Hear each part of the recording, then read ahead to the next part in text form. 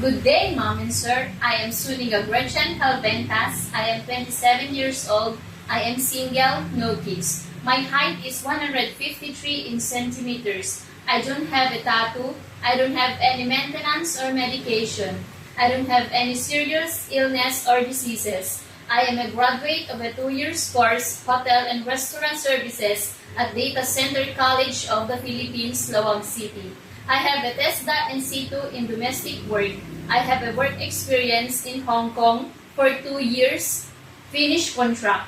I serve there for family members, 2 adults and 2 kids. My duties are taking care of the children, cooking, doing the household chores such as cleaning the house, washing the dishes, doing the laundry, and ironing the clothes. I am willing to take care of children 1 year old and above. I am willing to share room with the kids. I hope, Mom and Sir, you will hire me. Thank you.